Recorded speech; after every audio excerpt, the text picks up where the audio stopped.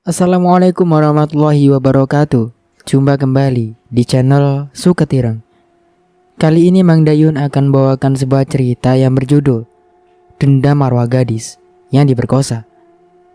Sebelum cerita ini dimulai, jangan lupa untuk like, komen, dan subscribe channel ini. Dan juga tekan loncengnya agar kalian semua tidak ketinggalan cerita-cerita terbaru dari kami. Tentunya tak usah berlama-lama lagi. Langsung saja kita masuk ke ceritanya.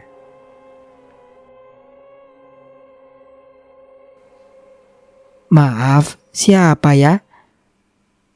Ucap Tiem yang membuka pintu utama. Paginya ada, saya Alinda, calon istrinya. Terdengar Alinda menanyaiku. Sungguh dia membuat hidupku semakin runyam. Den Panji, aku ada, biarkan dia masuk, Bi. Ucapku memotong ucapan Bi Tiem. Lalu Alinda pun masuk dengan memeluk diriku. Apaan sih, Lin? Kamu gak lihat ada Bibi di sini? Ujarku menahan kekesalan padanya. Gak apa-apa kan? Toh aku ini calon istrimu. Nanti juga kita akan seperti ini. Rasanya semakin muak dengan sikapnya yang seakan seperti kanak-kanak. Sudah, lebih baik kamu istirahat. Kamu habis perjalanan cukup jauh, pasti capek. Lalu ku tinggalkan dia dengan menyuruh Tiem membawa barangnya dan mengantarnya ke kamar. Bi, antar dia ke kamarnya ya. Saya masih banyak kerjaan. Aku pun menggeleng pergi tanpa menghiraukan Alin. Ih, sebel banget. Jauh-jauh dari Jakarta malah dicuekin. Celotehnya yang masih kudengar. Aku pun kembali ke ruang kerjaku dengan pikiran dan beban yang masih berkecamuk di otakku, membuat pekerjaanku berantakan. Namun pikiranku tertuju pada Winda. Kenapa dia belum memberi kabar tentang pelaku pembunuhan Areta? Apa polisi tidak mengusutnya lagi? Kemana Winda? Biasanya dia akan memberi kabar saat menemukan secercah bukti. Namun sudah beberapa hari ini dia entah kemana. Gumamku lalu ku coba untuk menghubunginya. Berkali-kali ku hubungi, namun tidak ada satupun teleponku yang dijawab olehnya. Apakah ada masalah atau belum mendapatkan kabar lagi? Sedangkan pikiranku berkecamuk dengan masalahku. Terdengar Alin yang teriak, membuatku terhenyak. Lalu ku hampiri dirinya yang terlihat seperti orang ketakutan. Mas! Alinda berlari memelukku dengan tubuh yang bergetar dan keringat dingin bercucuran. Ada apa sih? Kenapa kau teriak-teriak? Ucapku. Tadi ada hantu mas, aku takut. Ujarnya lirih dan parau. Hantu apa non? Masa siang bolong ada hantu? Mungkin non kecapean jadi berhalusinasi. Ujar Bi Tiem yang datang membawakan makanan dan minuman untuk Alinda. Tapi tadi beneran kok Bi, mas. Sudah, lebih baik kamu istirahat. Aku harus menyusul Mbak Isma ke desa Gunung Kulon karena banyak yang harus diteliti lagi. Kamu baik-baik sama Bi Tiem ya. Aku pergi dulu. Timbalku. Mas, aku takut, aku pengen ikut. Ujarnya. Kamu itu capek baru datang. Lebih baik istirahat ya. Di sini ada Bi Tiem kok. Ya sudah, aku pergi. Bi, titip Alin ya. Baik, Den. Aku pun beranjak pergi, meninggalkan Alinda. Kalau aku terus di villa, lama-lama kepalaku bisa pecah. Aku pun segera menghidupkan mobil, lalu tancap gas untuk segera menyusul Mbak Isma yang sedang mengatur semua proyek batik di Gunung Kulon. Setelah sampai di desa Gunung Kulon, aku pun langsung menemui Mbak Isma. Terlihat Mbak Isma sedang sibuk mengatur karyawannya. Mbak, Panji, tumben banget mau cepat-cepat kesini. Kenapa? Tanyanya dengan senyum mengejek. Kalau aku terus di rumah, bisa pecah kepalaku, Mbak. Apalagi Alinda ada di villa, hanya membuatku makin gerah. Ucapku dengan mengekspresikan wajah kesal. Alinda? Dia ke villa? Iya, mungkin juga karena Mbak Vika, makanya dia ke sini. Ya sudah, lebih baik kamu urus karyawan di sana. Mbak mau ke atas. Aku pun menjalankan tugasku, mengurus semua yang sudah menjadi kewajibanku, pemegang pabrik ini. Ya, biar tidak terlalu memikirkan hal yang membuatku semakin kacau. Sudah seminggu ini keadaan Juna masih sama seperti ini. Hanya kalimat maaf dan nama Reta yang terus dia ucapkan. Lalu bagaimana Vika menjelaskan pada om dan tantenya akan keadaan Juna? Sebenarnya apa hubungan Areta dengan Juna? Apa Areta kekasihnya Panji? Atau hanya kebetulan saja nama yang sama? Teriakan juga semakin membuat Vika kacau. Entah harus bagaimana Vika bertanya padanya, karena tidak pernah ada jawaban dari pertanyaan yang Vika lontarkan. Maafkan aku Areta, maafkan aku. Juna, aku sudah bosan mendengar kalimat-kalimat itu. Jelaskan, sebenarnya apa yang terjadi? Dengan rasa kesal yang tak mampu lagi Vika tahan, Vika menanyainya meski tahu tidak akan ada penjelasan. Ampuni aku Areta, ampuni aku. Ucapnya lagi. Kau tahu, ucapanmu itu membuat Winda, bahkan aku menyimpan sejuta curiga. Sebenarnya, apa hubunganmu dengan gadis itu? Sentak Vika lagi dengan perasaan yang benar-benar kacau.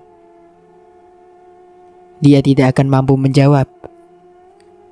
Suara seorang terdengar menggema, memenuhi ruangan 4x5 meter itu. Winda? Om? Tante? Timpalnya lagi.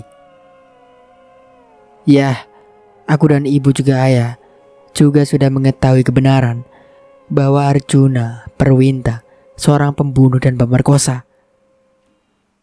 Ucap Winda lantang. Jangan asal bicara kamu, Win. Apa ada bukti? Ucap Vika dengan raut wajah memerah. Oh, butuh berapa saksi? Tommy temannya sudah mengakui perbuatannya juga Juna. Bahkan dia sudah mengaku telah membunuh saat sedang memerkosa Reta. Ucapan Winda membuat Vika terbelalak tak percaya. Ini tidak benar Winda. Ini tidak benar. Lirinya. Juna, jelaskan Juna. Apa yang kau perbuat pada Reta? Benarkah kamu membunuhnya? Katakan kalau itu bohong Juna. Sentak Vika dengan wajah yang pucat pasi dan keringat dingin membanjiri. Selama ini orang tua mempercayakan kamu padaku, tapi Vika pun tak dapat lagi meneruskan ucapannya. Dia terhuyung dan jatuh ke tanah. Vika menangis jadi-jadinya mendengar penjelasan Winda bahwa Juna pelaku dari kematian adiknya. Selama ini, bukankah kau yang selalu peduli pada anak kami? Kau yang selalu ingin melihat Areta bahagia. Bahkan kamu tidak pernah membiarkan Areta terluka sedikit pun Arjuna. Namun hanya karena Areta tak menerima cintamu saat itu, kau tega melakukan ini padanya. Lirih Hilma dengan mengingatkan kembali pada masa di mana Juna masih sangat dekat dengan Areta. Areta, aku tidak akan membiarkanmu menderita, bahkan terluka sedikit pun. Om dan Tante, percayakan? Ucap Juna dengan tersenyum pada Areta dan orang tuanya. Terima kasih nak Juna, sudah sangat menjaga anak Om dan Tante. Ujar Bian. Bagi saya, kebahagiaan Areta segalanya bagi saya Om. Saya tidak ingin dia menangis, kecuali tangisan bahagia. Wah, rupanya selain Winda ada yang lebih memperhatikan Areta ya? Goda Hilma. Apa sih Bu? Juna itu sudah aku anggap saudara. Jadi kalau dia tidak ingin aku kenapa-napa wajar dong. Ya enggak Junaidi? Ucap Areta dengan senyuman yang tak lepas dari wajah cantiknya. Tidak ada kebahagiaan yang lebih penting bagi Arjuna selain dari kebahagiaan Areta. Kasih sayang dan cintanya begitu besar. Namun semua berubah saat Areta hanya menganggapnya sebagai saudara. Apa? Jadi Arjuna mengenal Areta sedekat itu? Ucap Vika tak percaya, memboyarkan lamunan Hilma yang mengingat masa-masa bahagia mereka bersama Areta. Iya, dulu Arjuna adalah sahabat Areta. Bahkan dia sangat peduli dengan Areta. Bukan hanya peduli, Areta tidak pernah dibiarkan terluka, meski seujung kuku sekalipun. Ujar Winda menjelaskan.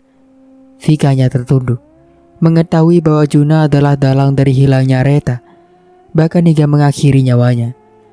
Namun Vika pun belum mengetahui bahwa di balik ini ada orang lain yang masih terlibat atas penculikan Areta.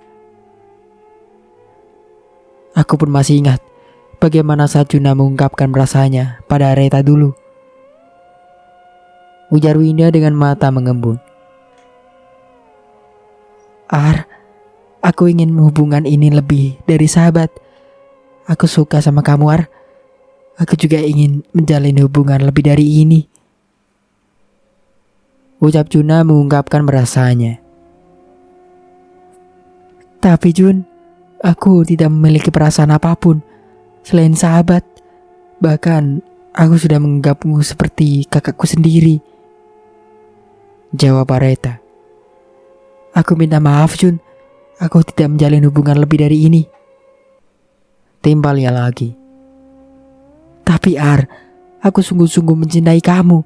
Aku rela melakukan apapun demi kebahagiaan kamu. Ujar Juna lantang. Tanpa disadari Winda tengah memperhatikan mereka berdua dari jauh. Maafkan aku Juna, aku tidak bisa. Bagiku perasaan itu tidak bisa dipaksa. Masih teringat jelas perolakan Areta atas perasaan Juna. Dengan sangat Areta mohon maaf. Areta bahkan tidak pernah berpikir bahwa Juna masih berharap lebih. Karena kepergiannya keluar kota memberikan secerca harapan pada Areta. Mungkin Juna sudah bisa menerima jika berteman itu akan lebih baik. Semoga dia mengerti dengan penolakanku. Ujar Areta saat mengetahui Arjuna berangkat keluar kota. Tidak ada yang membuat Areta merasa bahwa Juna akan kembali dengan harapan yang sama setelah 3 tahun berpisah. Teriakan Juna kembali menggema ke seluruh ruangan, membuat semua mata tertuju kembali padanya, dan membiarkan lamunan Winda tatkala mengingat masa-masa itu. Sadarlah Juna, coba kamu jelaskan padaku. Aku ini bertanggung jawab atas apa yang terjadi padamu Juna. Teriak Vika dengan segala kesedihannya. Maafkan aku Areta, maafkan aku. Ucapnya lirih. Perlahan Winda pun mendekatinya. Arjuna, apa kau tidak ingin melihatku? Melihat Areta bahagia? Ujar Winda sambil mencekal pundak Juna. Juna terdiam. Sedikit bergerak membuka kedua tangan dan bantal yang menjadi penghalangnya. Winda, kamu? Ucapnya dengan wajah mendongak, menatap lekat pada Winda. Iya, ini aku, ibu dan juga ayah. Tunjuk Winda pada orang tuanya. Boleh aku bertanya? Ucap Winda. Apa yang kau lakukan setelah bawa Areta pergi dari rumah? Selidik Winda dengan sangat hati-hati. Juna hanya diam sambil menunduk. Terlihat matanya yang mengeluarkan cairan bening. Vika dan Winda pun terus berusaha membuatnya tenang. Tenang Juna, jawablah pertanyaan Winda. Ujar Vika. Tommy sudah menjelaskan semuanya pada kami. bahwa kamu dalang dari pelaku pembunuhan Areta adikku, juga wanita yang selalu kau banggakan dulu. Ucap Winda dengan menahan kelopak matanya yang terus mengembun.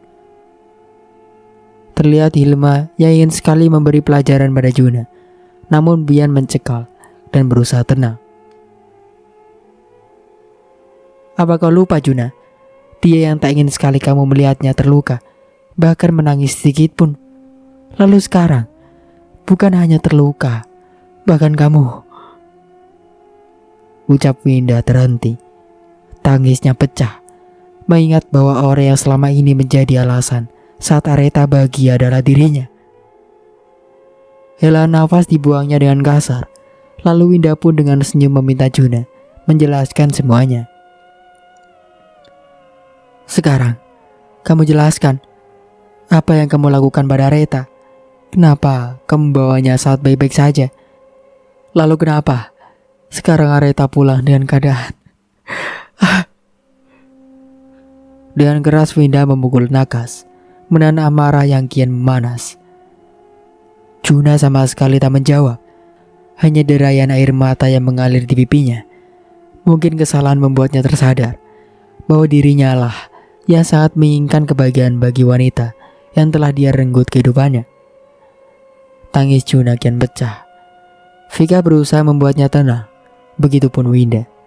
Dia sama terpukulnya saat mengetahui siapa yang telah membuat adiknya tiada, bahkan menyisakan luka yang amat lara. Bian dan Hilma berusaha tenang, membiarkan Winda yang memberikan waktu pada Juna untuk menjelaskan semuanya.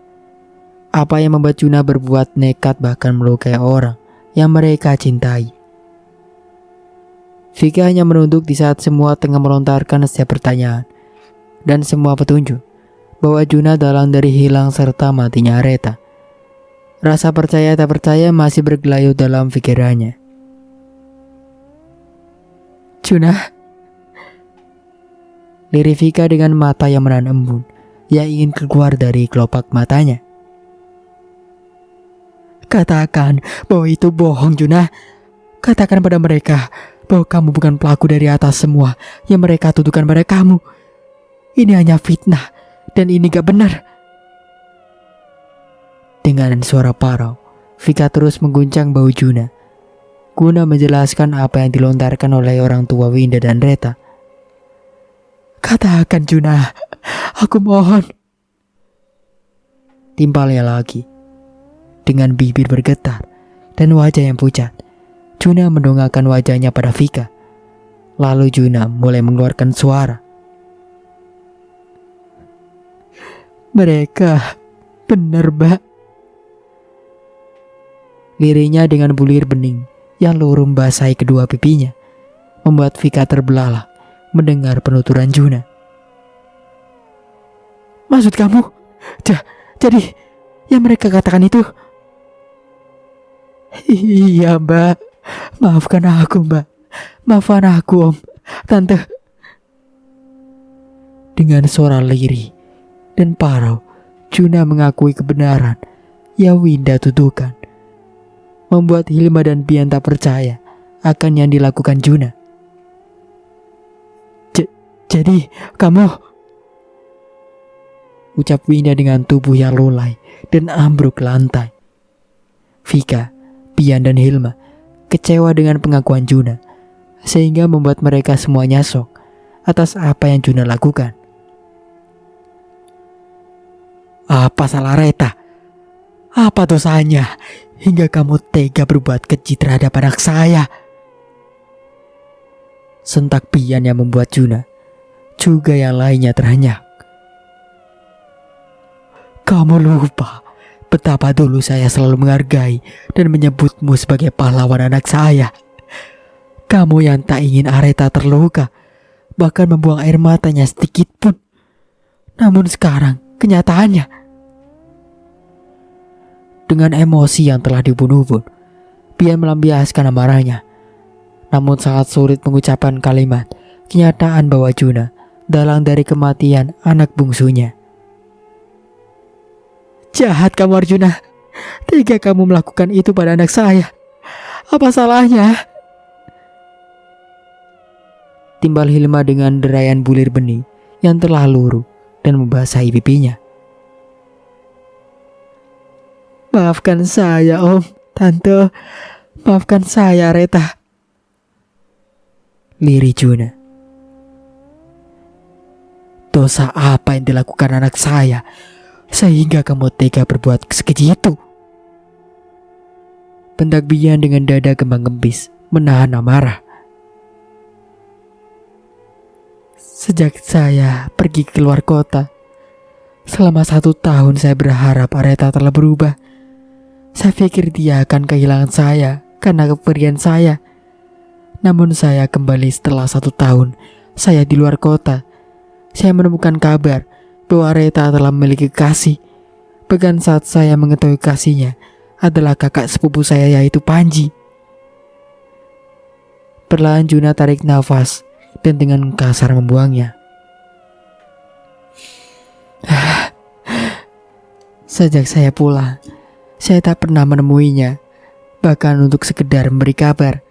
Namun Areta sama sekali tak pernah memikirkan perasaan saya. Saya selalu mengikuti kegiatan sehari-harinya, bahkan saat berjumpa Panji.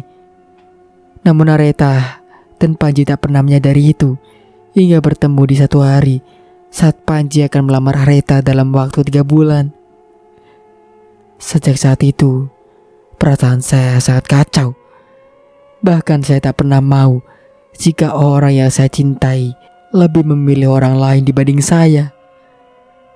Maka dari itu, aku mencoba berbicara dengannya baik-baik. Namun, dengan raut wajah yang sangat kecewa, Arjuna menceritakan semua alasan atas apa yang menjadikannya buta akan cinta Areta. Biadab kamu Arjuna. Kamu tidak memiliki hati. Kamu bajingan. Kamu iblis. Kamu pembunuh Arjuna. Sentak Hilma dengan derayan air mata. Tubuhnya bergetar hebat setelah mendengar pernyataan dari Arjuna. Hanya karena Areta tak memiliki hati untuk cintamu, kau tega menghabisi nyawanya. Kau tega memperkosanya. Bahkan kau jadikan dia makanan teman-temanmu juga. Timbal Winda dengan telunjuk yang terus menunjuk wajah Juna. Amarah yang telah dia tahan, kini dia bisa melampiaskannya. Kau harus dihukum. Kau harus mendapat balasan yang setimpal. Kau harus menerima balasan lebih sakit dari Areta, ucap Bian dengan menunjuk wajah Juna. Dan kau tega memisahkan Panji dengan Areta karena egomu saja. Jangan-jangan kau juga termasuk dalam rangka penculikan juga pembunuhan anak saya. Tunjuk Bian pada Vika, sehingga membuat mulut Vika menganga dan matanya terbuka lebar. Kalian?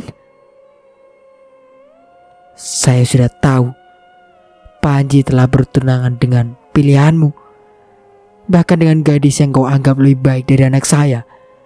Namun lihatlah, suatu saat nanti kamu akan menyesal. Dengan sorot mata yang tajam, Bian menatap nyalang pada Vika. Namun Vikanya bungkam tanpa mampu berucap. Kau akan menanggung semua kebiadaban dan perbuatan kalian. Ayo Indah, tinggalkan tempat ini. Biar polisi yang menangani dan mengurus semuanya. Ayah muak melihat manusia-manusia berhati busuk seperti mereka. Dengan langkah yang gontai, Bian membawa Hilma pergi, meninggalkan Arjuna dan Vika. Ingat Juna, akan ada pembalasan atas setiap perbuatan, ujar Winda lalu melangkah pergi mengikuti Bian dan Hilma. Vika hanya membeku tanpa mampu mengeluarkan satu patah kata pun. Pikirannya kacau dengan keadaan yang saat ini menimpanya, juga Juna. Sedangkan Arjuna sendiri telah dititipkan orang tuanya kepada Vika. Namun sekarang masalah mengimpit pada kenyataan yang Juna katakan. Sedang Vika dalam keadaan berkecamuk di pikirannya. Tiba-tiba saja, lampu di ruangan yang tengah mereka diami mati begitu saja. Loh, Kenapa lampunya mati? Juna? Arjuna? Dengan tangan yang meraba-raba, mencari sesuatu yang dapat menerangi penglihatannya. Namun saat tengah mencari handphone, tiba-tiba saja tangannya meraba sesuatu yang lengket dan berair. Apa ini? Seperti tangan, tapi kok lengket dan licin ya? Arjuna, apa itu kamu? Ujarnya tanpa ada jawaban. Suasana hening dalam kegelapan.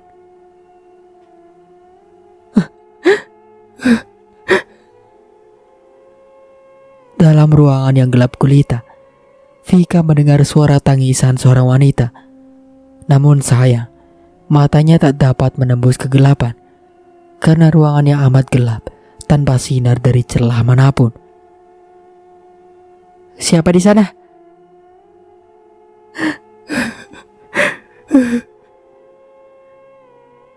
Suara tangis pun semakin terdengar pilu dan menyayat hati. Namun Vika dengan cepat menyalakan senter handphonenya, lalu melirik seluruh ruangan. Terlihat Juna yang duduk tanpa ekspresi dan menunduk. Juna, apa kamu menangis? Dengan perlahan, kakinya melangkah mendekati ranjang Arjuna. Jun, kamu bebek aja kan? Dengan perasaan yang tak karuan, Vika mendekati Juna, lalu menyentuhnya. Dengan tangan sedikit bergetar, Vika melihat wajah Juna yang menunduk dan terlihat pucat. Juna, wajahmu dingin sekali. Apa kamu baik-baik saja? Ujar Vika dengan mata yang terus mengindai seluruh ruangan yang gelap.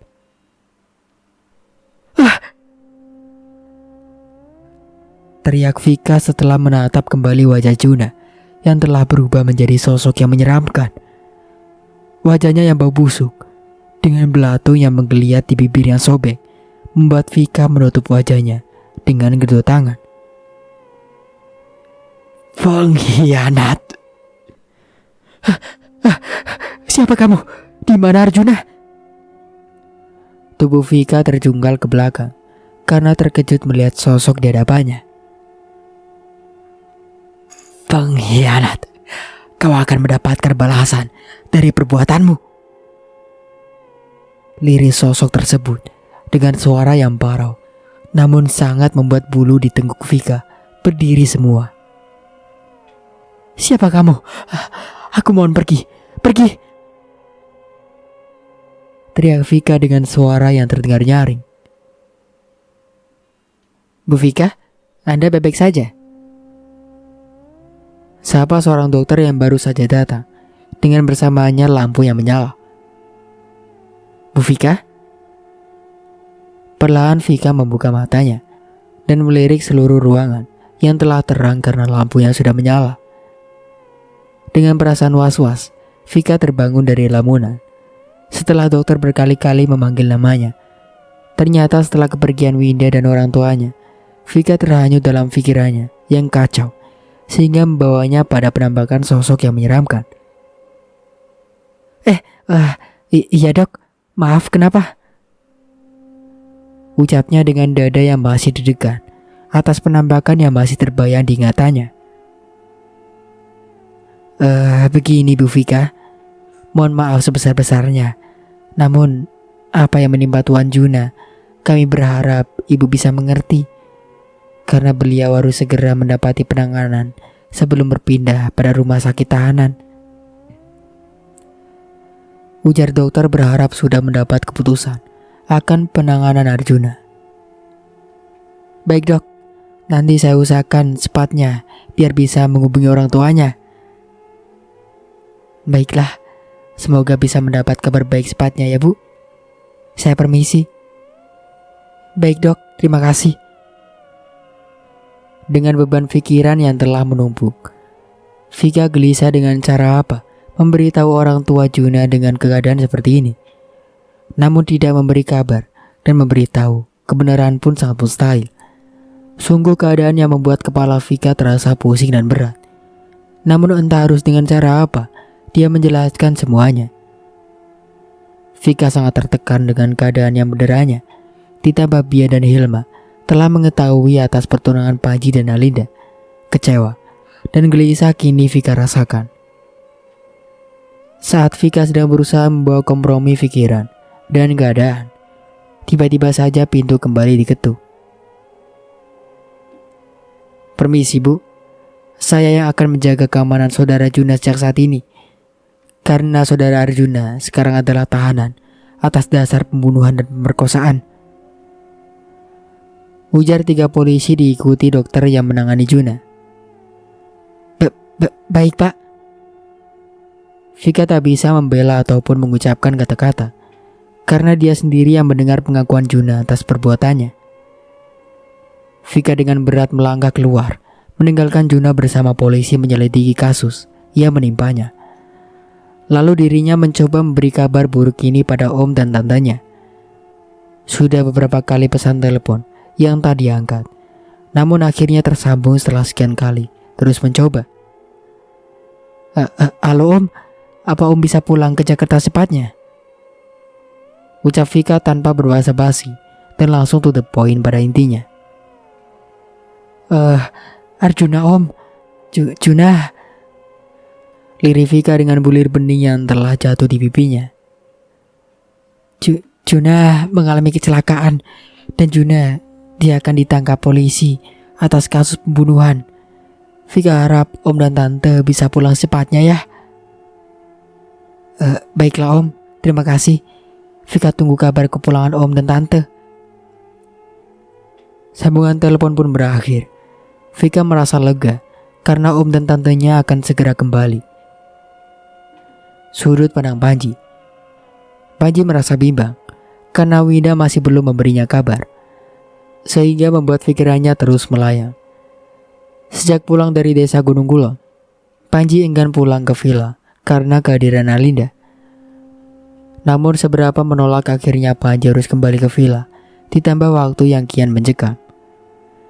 Setelah tiba di depan villa, Panji terdiam, merenungi atas yang terjadi pada dirinya, juga kekasih yang amat dia cintai. Namun perasaan bersalah tak dapat lagi untuk disembunyikan. Saat Panji hendak memasuki villa, tak sengaja ekor matanya melihat sekilas bayangan lewat, seperti orang yang sedang berjalan. Namun saat hendak mengikuti, terlihat Alinda datang dengan senyum majanya. Namun bukan Panji membalas pelukan Alinda. Panji malah mengurai pelukannya, sehingga membuat Alinda kesal. "Mas, kamu kenapa sih? Kamu tidak seperti biasanya menjauh seperti ini," ujar Alinda dengan wajah kesalnya. "Sudah Lin, ini sudah malam. Lebih baik kamu tidur, aku capek." "Tapi kamu tidak seperti biasanya mas. Kamu cuek seperti ini. Aku rindu sama kamu mas," sungutnya dengan memeluk Panji kembali. "Sudahlah Lin, aku capek, mau istirahat." Harik Panji lalu meninggalkan Alinda dalam kesendirian. "Awas kamu Panji, malam ini aku akan membuatmu kembali," sungutnya lagi sambil melangkah masuk. Alinda pun memasuki dapur, membuatkan minuman untuk Panji. Tanpa diduga, Alinda memasukkan sebuah serbuk guna membuat Panji tergila-gila padanya. Setelah selesai, Alinda pun menghampiri Panji yang berada di kamarnya, tanpa lupa berganti pakaian dengan pakaian yang sangat menggoda. Baju yang berwarna merah cerah dengan kulitnya yang putih sangat membuat siapapun akan tergoda. Alinda mengetuk pintu kamar Panji, namun tidak ada sahutan. "Mas, ini aku bawain kamu minum," teriak Alinda. "Ada apa, Al?" Ucapannya terhenti melihat wanita yang di depan matanya berdiri dengan pakaian yang sangat menggoda. "Kamu apa-apaan Alinda? Nanti Mbak Isma melihatmu memakai pakaian seperti ini. Lebih baik sekarang kamu masuk kamar dan tidur. Aku capek." Alih-alih akan tergoda, Alinda kecewa karena Panji malah mengusirnya. Tanpa menjawab, Alinda menyelonong masuk dan menyimpan nampan berisi minuman yang memang untuk Panji. Aku akan keluar setelah kamu minum jus yang kubawa, Mas. Bukannya kamu lelah? Tanpa menjawab, Panji pun langsung menegak minuman yang dibawa Alinda hingga tandas. Sudah, sekarang keluarlah. Alinda pun melangkah menuju pintu. Namun bukannya keluar, Alinda malah menutup pintu lalu menguncinya. Alin, apa yang kau lakukan? Aku bilang kamu keluar, bukan malah mengunci pintu kamarku. Sungguh kamu ingin aku pergi dari sini? Dengan tangan menyentuh dada bidangnya, lalu membingkai tanda dengan jarinya. Obat yang mulai berpengaruh pun membuat mata Panji berkunang tak jelas. Alinda tersenyum getir melihat obatnya yang sudah bereaksi. Aku ingin menjadi milikmu malam ini, Mas. Lirinya dengan memeluk Panji. Panji pun tanpa sadar membalas pelukan Alinda. Hatinya yang kacar mendadak hilang. Panji hilang kesadaran dan terbuai oleh cumbuan-cumbuan Alinda. Panji merasa udara yang sangat panas sehingga membuka semua pakaian yang digunakannya. Alinda pun duduk dalam pangkuan Panji lalu mencium bibir Panji dengan mesranya. Panji membalas setiap sentuhan yang Alinda berikan sehingga membuat hasratnya bergejolak. Panji pun tanpa sadar terus melucuti pakaian Alinda sehingga Alinda mendesah menikmati tiap sentuhan Panji yang menjamah tubuhnya. Ayo Mas, lakukan, aku menginginkannya. Lirik Alinda dengan hasrat yang tengah mendera keduanya. Panji pun dengan sangat liar terus menjamah tubuh Alinda. Kedua insan tanpa selai benang tengah beradu kasih dalam hubungan terlarang. Ayo Mas, desa Alinda saat Panji memasukkan alat vitalnya. Kau menyukai ini sayang? Ucap Alinda dengan penuh kebanggaan. Aku akan melakukan apapun untuk mendapatkanmu, Mas. Dengan mengurai pelukan, Alinda terus tersenyum penuh kebanggaan hingga bertemu di akhir permainannya. Mas.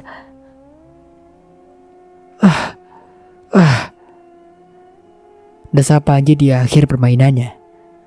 Alinda berangsur mendekat dan memeluk Panji. Panji pun membalas pelukannya. Aku menang, Mas. Kamu tidak akan lagi bisa menghindar dariku. Gumam Alinda.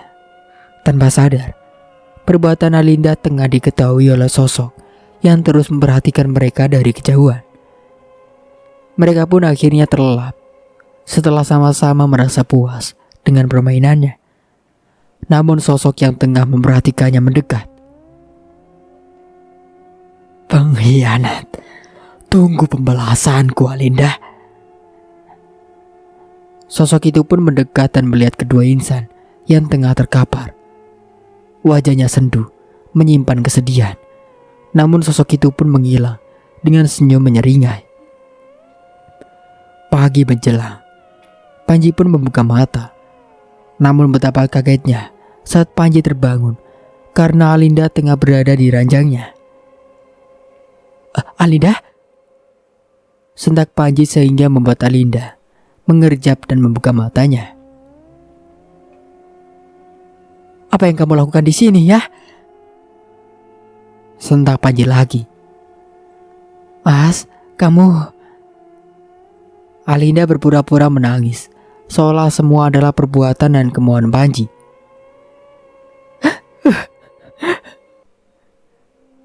Panji pun gelisah dan bingung atas apa yang terjadi padanya, karena dia tak mengingat kejadian semalam sama sekali.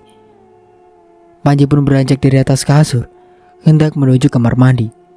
Namun didapati tubuhnya yang tanpa memakai selang benang pun, dan melihat sebuah noda merah di atas spray. Darah? Gumamnya. Jadi semalam aku... Panji menggusar rambutnya dengan kasar, lalu memeluk Alinda.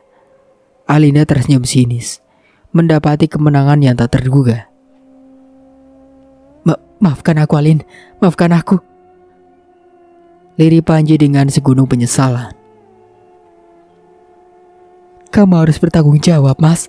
Kamu jahat. Ucap Alinda dengan menunjukkan wajah kesedihannya. Iya, aku akan bertanggung jawab. Maafkan aku, Alin. Maafkan aku. Ucapnya dengan mengeratkan pelukannya dan terus menciumi pucuk kepala Linda. Alinda hanya tersenyum penuh kepuasan atas keberhasilannya mendapatkan Panji sepenuhnya. Air mata palsunya mampu membuat Panji percaya akan kejadian yang menimpanya. Aku mandi duluan. Aku harus bekerja. Ujar Panji lalu beranjak dari ranjang. Panji pun berlalu meninggalkan Alinda. Alinda hanya tersenyum. Dia sangat bahagia di atas derita yang Panji rasakan. Begitupun Panji, di dalam kamar mandi, merasakan penyesalan yang amat dalam. Dia mencoba mengingat kembali kejadian semalam, namun nihil, tak ada yang bisa dia ingat.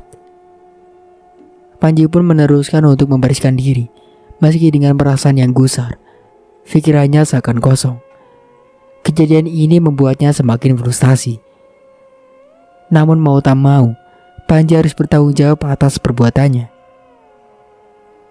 Setelah selesai, Panji dengan cepat bersiap. Terlihat Alinda yang masih enggan beranjak dari atas ranjang. Namun Panji tak menghiraukan. Pikirannya masih melayang dengan kejadian semalam. Panji menatap Alinda di balik cermin. Terlihat senyum Alinda yang terus mengembang, namun membuat Panji terheran. Suara pintu kamar diketuk. Panji pun segera menghampiri dan membuka kenop pintu. Lalu dengan wajah yang gelisah menutup kembali pintu kamarnya. Bi, ada apa? Ucap Panji dengan gugup. Ini Den, tadi Non Isma menitip pesan. Dia menyuruh Aden menyusulnya segera ke kota karena ada keperluan mendadak. Ujar Mbok Tiam. Mbak Isma ke kota? Kapan, Bi? Tadi subuh, Den. Non Isma terlihat terburu-buru dan kelihatannya seperti ada sesuatu yang terjadi. Sesuatu? Baiklah, Bi. Biar saya hubungi kak saya. Terima kasih. Panji pun kembali memasuki kamarnya, lalu dengan cepat mengambil gawainya dan langsung menghubungi Isma. Halo Mbak, Mbak kok ke kota gak bilang sih? Malah nitip pesan pada Biem. Memangnya ada masalah apa sehingga Mbak terburu-buru dan gak sempat ngajak aku? Tanya Panji setelah sambungan telepon terhubung. Pertanyaan beruntun Panji lontarkan dengan segera. Hah? Ditangkap polisi? Kenapa Mbak? Sungut Panji terbelalak mendengar sautan di seberang sana. Oke, baiklah. Aku menyusul sekarang. Sambungan telepon pun terputus. Dengan sigap, Panji menyusul Alinda segera bersiap karena mereka harus segera kembali ke kota. Alinda, cepat kamu bersiap. Kita ke kota sekarang. Sungut Panji tanpa menoleh pada Alin. Loh, memangnya ada apa, Mas?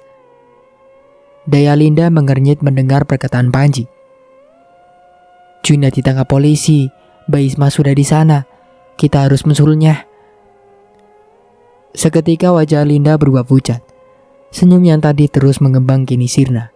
Alinda mengulum bibirnya dan terus memainkan anak jarinya. Apa jangan-jangan Juna juga mengatakan atas persekongkolanku dengannya untuk menjual kereta? Batin Alinda. Loh, kenapa diam? Ayo cepat bersiap. Ujar Panji menyadarkan Alinda dari lamunannya. Rasa takut kian menderah. Alinda tiba-tiba berubah menjadi pendiam. Ia sejak benggup terus memancarkan senyuman, kini hilang saat mendengar Juna menjadi seorang tahanan. Lalu bagaimana keadaan Juna, Mas? Tanya Alinda dengan lirih. Dia masih di rumah sakit. Keadaannya masih belum membaik.